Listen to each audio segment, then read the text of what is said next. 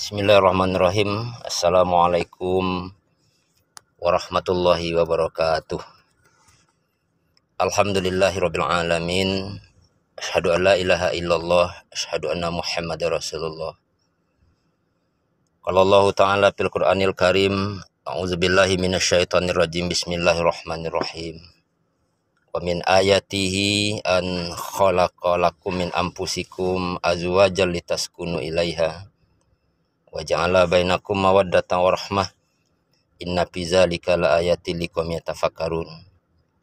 Qala Rasulullah sallallahu alaihi wasallam, an-nikahu sunnati faman raghiba an sunnati falaysa minni. Shadaqallahul azim wa sadaqan nabiyul karim. Para calon pengantin yang akan melaksanakan prosesi pernikahan di Kecamatan Koto Tangah yang kami hormati, bersyukur kita kepada Allah yang sampai hari ini saudara telah menjalani beberapa proses dari persiapan akan melangsungkan pencatatan pernikahan. Kami dari kantor KUA memohon maaf yang sebesar-besarnya kalau ada pelayanan proses tersebut tidak berkenan. Dikarenakan volume pernikahan di Kota Tangah ini cukup tinggi, maka kami tidak semaksimal mungkin memberikan bimbingan dan penasihatan. Mudah-mudahan melalui media ini saudara bisa mencermati beberapa hal yang akan saudara jalani dalam kehidupan. Untuk kali ini kami memberikan materi cara menyelesaikan konflik rumah tangga. Ketika memutuskan untuk menjalani kehidupan rumah tangga, berarti kita harus siap dengan situasi dan kondisi apapun di dalamnya, termasuk dengan adanya konflik dan pertengkaran. Kedua hal itu adalah hal yang normal dan wajar saja, dan kita harus terbiasa dengan hal seperti itu. Namun, bukan berarti harus terus mendapat pemakluman. Kamu dan pasangan tetap harus mencari solusi dan jalan keluarnya. Jangan dibiarkan terus-menerus dan menjadi pasrah dengan keadaan. Bisa-bisa petaka akan menghampiri rumah tangga kalian di kemudiannya. Ada beberapa cara yang bisa dilakukan untuk menghadapi konflik antara suami istri. Salah satunya tentunya dengan ajaran Islam. Berikut ini kami akan menyampaikan cara menyelesaikan konflik yang ada di rumah tangga menurut ajaran Islam. Yang pertama, menyelesaikannya dengan kasih sayang. Agama Islam itu selalu mengajarkan umatnya untuk menyebarkan sikap kasih sayang kepada siapapun, termasuk pasangan dalam rumah tangga. Untuk itu, ketika menjadi konflik, salah satu cara yang bisa dilakukan adalah menyelesaikan dengan lewat kasih sayang. Bila tidak semua masalah dalam pernikahan harus diselesaikan lewat pertengkaran. Misalnya, bisa dengan mencoba mengalihkan suasana dengan bercanda, menebus kesalahan dengan memaksakan atau memasakkan atau membeli masakan lezat, atau mungkin jalan-jalan, rekreasi, keluar menghirup udara segar. Cara ini juga yang diajarkan oleh Nabi Muhammad SAW yang penuh kasih sayang dengan keluarganya. Lalu disebutkan juga oleh firman Allah dalam surat Al-Imran ayat 159. Maka berkat rahmat dari Allah lah kamu berlaku lemah lembut terhadap mereka. Sekiranya kamu bersikap keras lagi berhati kasar, itulah mereka menjauh dari sekelilingmu. Yang kedua, mengendalikan emosi sebaik mungkin. Emosi itu memang bentuk reaksi alami setiap orang yang tidak bisa kita hindari.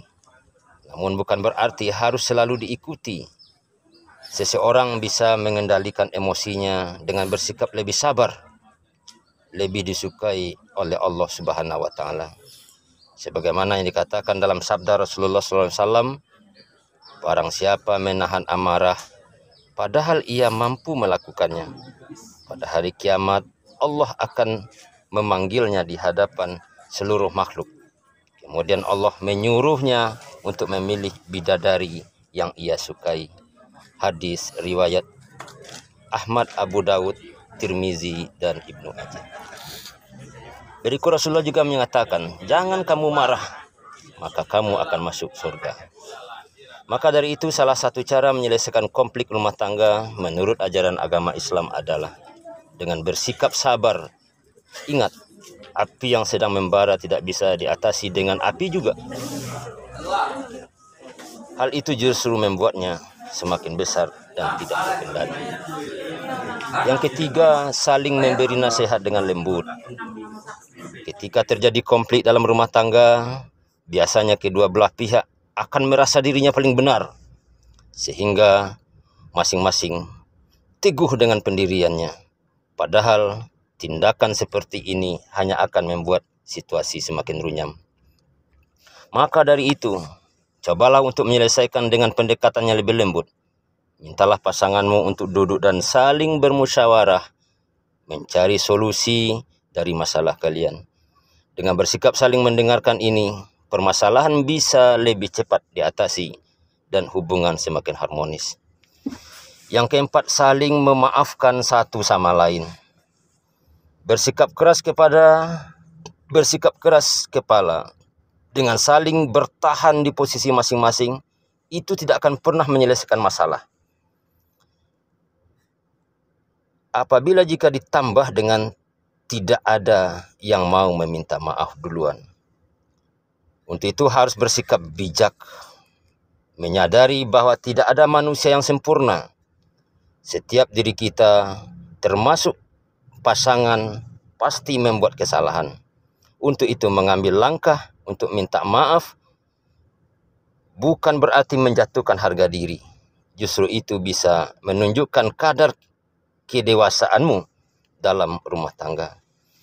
Allah Subhanahu wa taala menyukai orang-orang yang mau saling memaafkan, seperti yang tertuang dalam Al-Qur'an surat Al-Baqarah 263.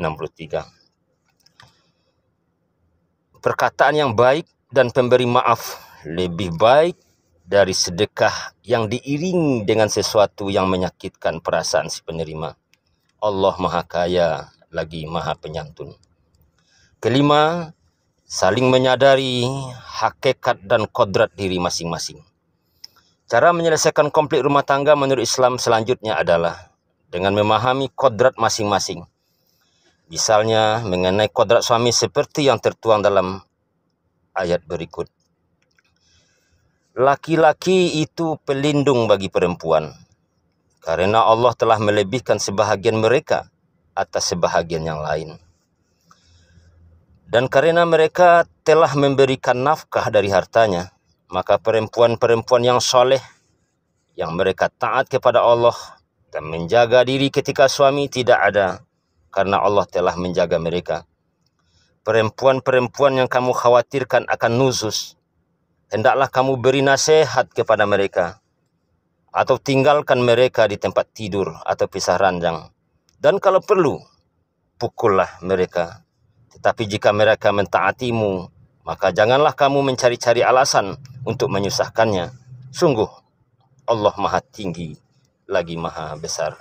Al-Quran Surah An-Nisa ayat 34. Kedudukan seorang suami yang lebih tinggi dari istri, ini bisa disalahartikan dan disalahgunakan jika tidak dipahami dengan baik dalam kehidupan berumah tangga.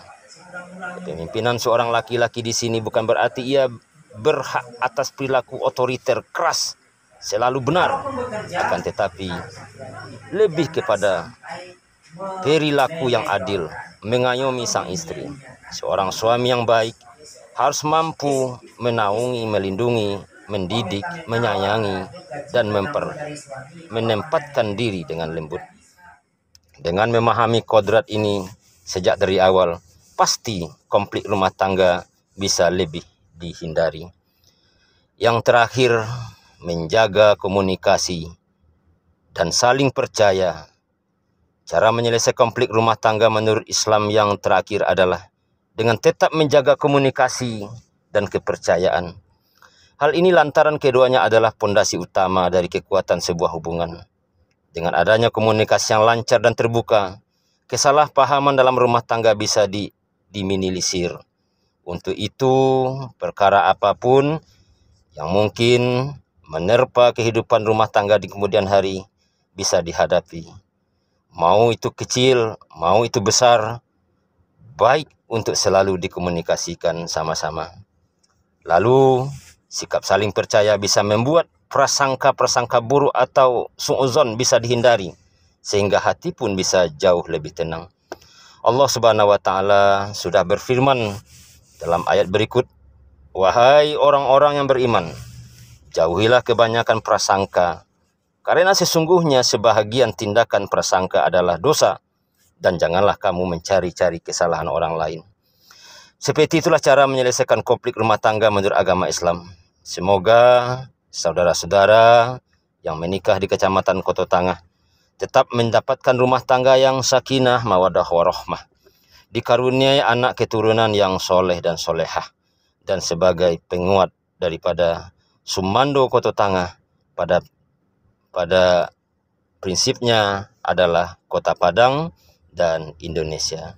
Demikian dari kami, Kepala Kantor Sanagama Kecamatan Kota Tangah Padang, Ramlan. Wassalamualaikum warahmatullahi wabarakatuh.